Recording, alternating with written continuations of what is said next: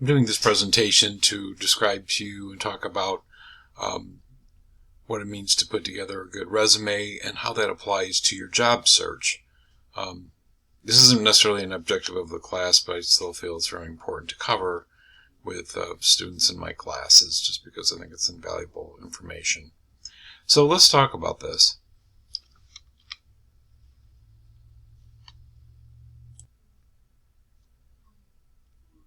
There's two basic styles of resume that you put together. And first off, let me explain what a resume is for. A resume is your calling card. It's kind of your snapshot of who you are, what you've accomplished. And as resumes go, when you put one together, you basically are going to keep updating that. It's a living document you're going to keep with you your entire career. And it is always worth keeping it really up to date. So keep that in mind. It's something. It's a necessary thing to have to actually promote yourself. I consider it a promotional piece about you, a product. You think of yourselves as a product, and what that product means to a prospective buyer, and that would be somebody that might hire you. So there's two basic types of resumes: a chronological resume, which is sort of the standard, where you're listed some type of an objective of what you're trying to do with your career, your experience going from the most recent down to the going in progressive order down to the oldest experience you have. Usually a section for your education. This part of it with interest you can put there or not. And references, most people say are available upon request. Honestly, you don't add references into a resume unless somebody specifically asks you to do it. So these are good if you have a lot of experience and you can call out, certain things that you've done. And it's an easy thing to scan as a hiring manager. So you can kind of get a sense of who the person is and what they've done. That doesn't really help you too much if you don't have a lot of experience in the field that you're going into or the requirements for the position that you're going to, which is a lot of young people do not. And in that case, you might put together a functional resume where you kind of summarize your skills. You put together some of your professional accomplishments, and you're talking about some specific skills you have. And you're going to outline, what exactly happened with those skills as you develop those skills. I think it's really important to do. And then when underneath it, then you can put a more brief listing of your work history and also list your education. So this is more applicable if you have skills that you've perfected outside of the specific requirements for the job or the career that you're trying to go into. And I strongly suggest you use this type of a resume as you get out of school. So what you need to put in your resume is don't explain the tasks of things that you've done. In other words, it's not interesting. And I'm going to give you a real example because it sticks with me because it just blows me away even to this day. Person talking about their experience as a dishwasher. This really happened. I mean, they wash dishes at a restaurant. And so they could have said, well, I wash dishes at a restaurant and that's kind of interesting, but if it doesn't apply to what I'm looking for, it doesn't really matter. Okay. So, but now this person did something that I thought was really outstanding. They said, yeah, I was a dishwasher at a restaurant, but I kind of devised a new process on which to wash dishes that allowed me to do 25% more dishes per hour. And they talked about that, and I had to ask. I said, so explain it to me. How did that work? And they explained it very well. And I thought to myself, wow, that says a lot about the person beyond the job experience that they have listed. So they talked about results and accomplishments they got out of that. Even doing something as simple as dishwashing. Now, this will get easier to do as you get more into your career, where you actually do some things and you can actually have some results to talk to people about, and some real accomplishments and things that have happened, and you can highlight those. But I gave that person just a ton of credit for coming up with that for a job like being a dishwasher at a restaurant.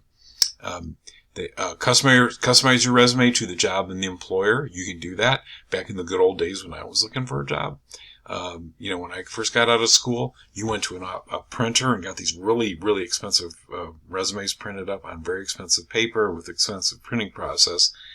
But you could only do one. So you had to make it so generic that, hopefully it appealed to enough people. In today's world, you can make, because you're typically distributing your resume digitally, you can tailor it right to the person that you're applying to, the company that you're applying to. And I think that makes a lot of sense to do. So customize your resume to the job and the employer. If they say what's really important about this job is that you've increased sales by 10%, make sure every time that you increase sales is right at the top of the list of your accomplishments. Okay? Why not match up with what they're looking for and make it easy for them to pick you? So highlight all your accomplishments. Now's the time to brag. We are taught at a very young age, don't brag on yourself. It's unbecoming. It's not being modest.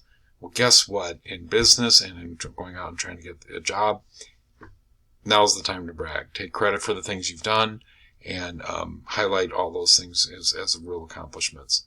You might ask us, like, well, why do you do that other than make yourself look so great? Well, that's exactly why you're doing it. But more importantly, it shows that you get things done. It shows that you've accomplished things. And all employers are looking for that. They want that next hire to be the person that's going to be really do a great job for them.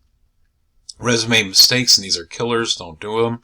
Misspellings and grammatical errors get you thrown into the circular file, whether it's digital or a real metal wastebasket on the ground. You're going to get tossed out.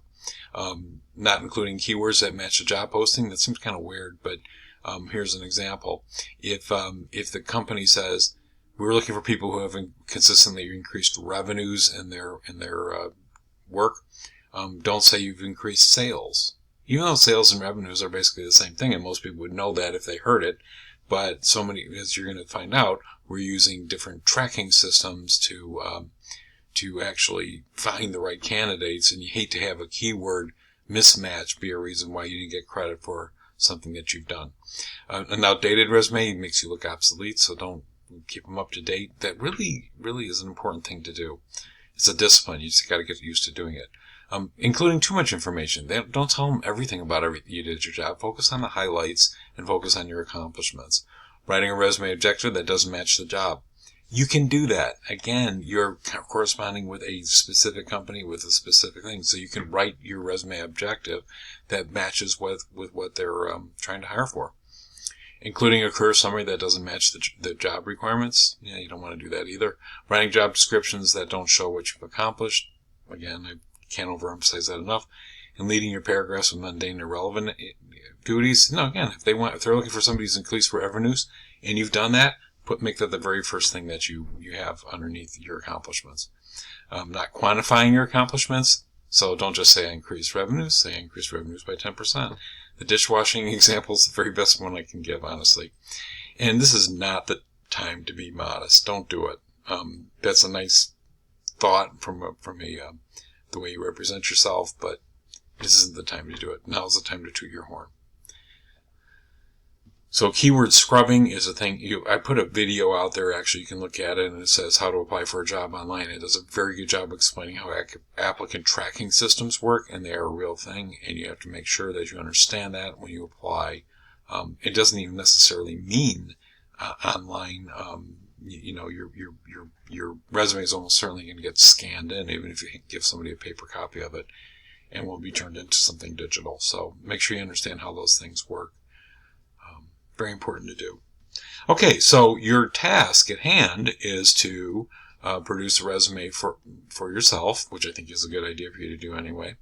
And if you do a substantial job of doing, don't just mail it in, but do a substantial job of actually building a resume for yourself, then I want you to think of something very specific. Who is the resume for? And I want you to tell me what that's for, who it's for, the more specific you are, the better. And then I want you to complete your resume in a Word format, because guess what? That's people in business use Microsoft products, not Google, not anything else. So make sure it's in a Word format, and I will review it as a business manager, as a hiring manager.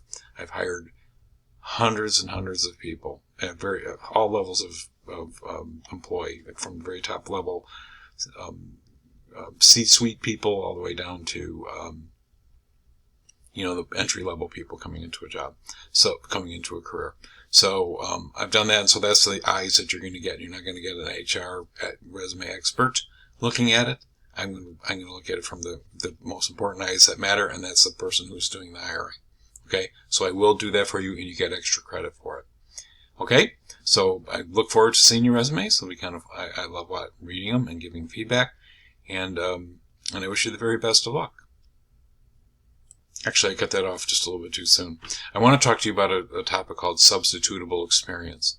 You all have done things that are applicable experience for people who are who are hiring, and so I want you to think very clearly about specific substitutable experience that you have. You can work at an internship and get very applicable experience by doing that.